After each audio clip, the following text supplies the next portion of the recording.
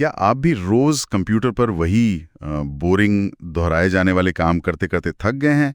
आज हम bash shell scripting पर बात करने वाले हैं। हमारे पास एक गाइड है और हम देखेंगे कि कैसे कमांड्स की कुछ पंक्तियां इस रूटीन को तोड़ सकती हैं और ऑटोमेशन की ताकत को अनलॉक कर सकती हैं। चाहे कोई स्क्रिप्टिंग में नया हो या अपनी बेसिक्स को और मजबूत करना चाहे, सबके लिए कुछ ना कुछ है इसमें। हाँ बिल्कुल। तो सबसे पहले शेल क्या है? हाँ। देखिए, आसान भाषा में बैश जैसे शेल एक जरिया है जिससे हम कंप्यूटर के कर्नल मतलब उसके कोर से बात करते हैं कमांड्स के थ्रू। अच्छा। और शेल स्क्रिप्ट वो बस एक टेक्स्ट फाइल है जिसमें ये कमांड्स एक के बाद एक लिख दिए जाते हैं। इसका असली जादू है दोहराव वाले कामों को ऑटोमेट करना।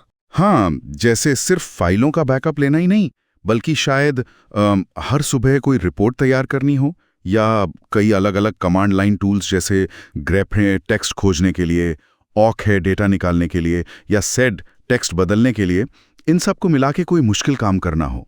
ये वाकई में टाइम बचाने वाला टूल है। हाँ बिल्कुल। और जब आप स्क्रिप्ट बनाते हैं तो अक्सर पहली लाइन देखते हैं #/usr bin nv bash। हाँ, वो शीबैंग। जी हाँ, शीबैंग। ये सिस्टम को बताता है कि स्क्रिप्ट चलाने के लिए बैश इंटरप्रेटर का इस्तेमाल करना है और एनवी का इस्तेमाल इसे थोड़ा ज्यादा पोर्टेबल बना देता है, मतलब अलग अलग सिस्टम्स पर चलने लायक। स्क्रिप्ट को चलाने के लिए chmod +x scriptname.sh। हाँ, परमिशन सेट करना। और फिर चलाने के लिए ./scriptname.sh। ठीक है, शीबैंग समझ आया।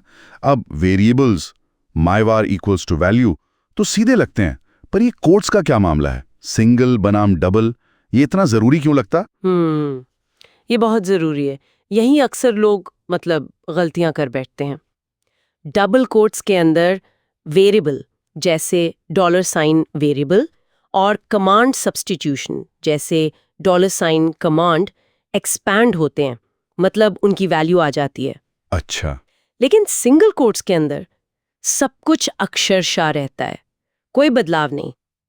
सबसे बड़ी सीख, हमेशा वेरिएबल को डबल कोट्स में रखें, $, वेरिएबल।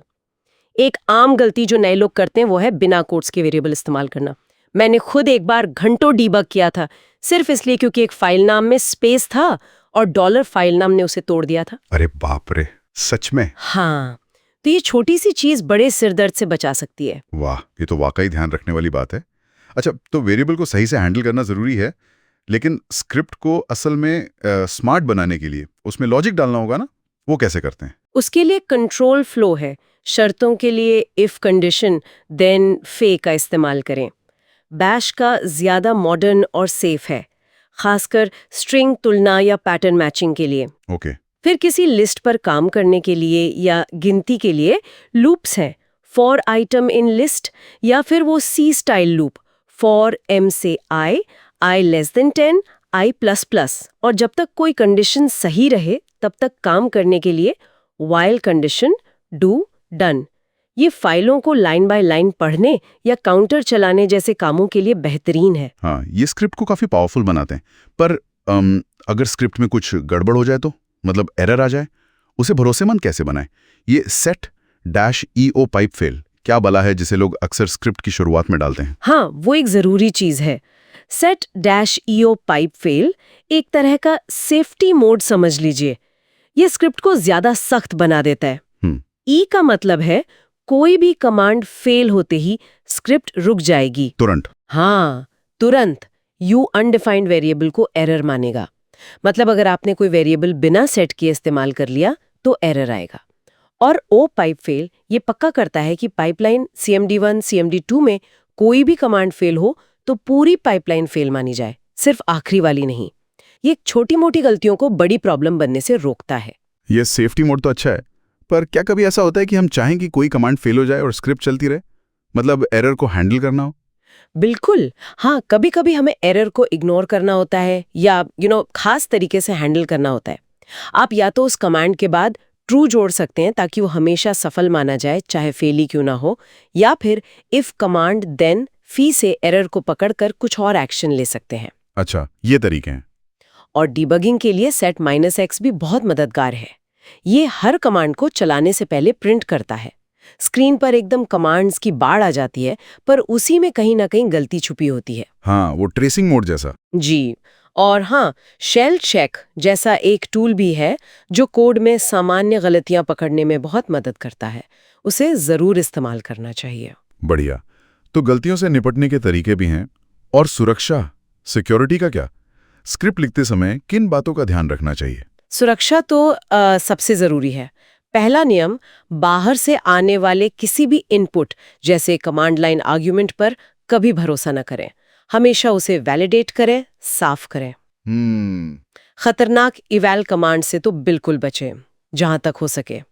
संवेदनशील डेटा वाली फाइलों की परमिशन सही रखें, जैसे chmod 600, ताकि सिर्फ आप उन्हें पढ़ सके और कोई नहीं। और अस्थायी फाइलें बनाने के लिए हमेशा mktemp का उपयोग करें। ये ज्यादा सुरक्षित तरीका है। अरे वाह, mktemp। मैं तो सोचता था टेम्प फाइल .dardar जैसा कुछ चलता है। ये ज्यादा सुरक्षित लगता है। हाँ, ये बेहतर प्रैक्टिस है। प्रिडिक्टेबल नाम नहीं बनते इससे। और कोशिश करें कि स्क्रिप्ट को रूट यानी एडमिनिस्ट्रेटर के तौर पर ना चलाएं। अगर बहुत ज़रूरी हो तो सिर्फ उन खास कमांड्स के लिए सूडो का इस्तेमाल करें, पूरी स्क्रिप्ट को नहीं। समझ गया। तो संक्षेप में अगर कुछ बेस्ट प्रैक्टिसेस या अच्छी आदतें बतानी हो तो वो क्या होंगी? ठीक है, फटाफट दोहराते हैं। #usr bin nv bash से शुरू करें। set -eu पाइपफेल इस्तेमाल करें जब तक कि कोई खास वजह ना हो। हमेशा वेरिएबल्स को डबल कोट्स में रखें। बैश में डॉट और कमांड सब्स्टिट्यूशन के लिए डॉलर सर्कुलर ब्रैकेट का प्रयोग करें।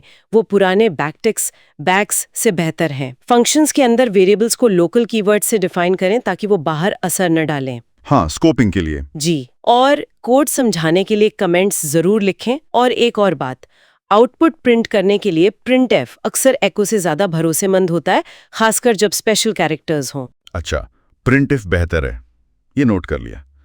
तो कुल मिलाकर बैश स्क्रिप्टिंग सिर्फ कुछ कमांड्स लिखना नहीं है, बल्कि ये अपने कंप्यूटर के साथ बातचीत करने, दोहराव वाले कामों से छुटकारा पाने और जटिल चीजों को आसान बनाने का एक वाकई शक्तिशाली तरीका है। बिल्कुल सही कहा। छोटी ऑटोमेशन स्क्रिप्ट से लेके बड़े सिस्टम मैनेजमेंट टास्क तक, ये लिनक्स और मैकओएस पर काम करने वालों के लिए एक बहुत ज़रूरी स्किल है। इससे प्रोडक्टिविटी काफ़ी बढ़ सकती है और बोरिंग कामों से मुक्ति मिलती है। जाते जाते एक सवाल सोचने के लिए छोड़ते हैं। अपने रोजमर्रा के कंप्यूटिंग कामों में ऐसा कौन सा दोहराव वाला काम है जिसे आप शायद एक छोटी सी 10-15 लाइन की शेल स्क्रिप्ट से ऑटोमेट कर सकते हैं? शायद वो थोड़ी सी मेहनत आपके रोज के कई मिनट या घंटे बचा ले। इस पर सोचिएगा जरूर।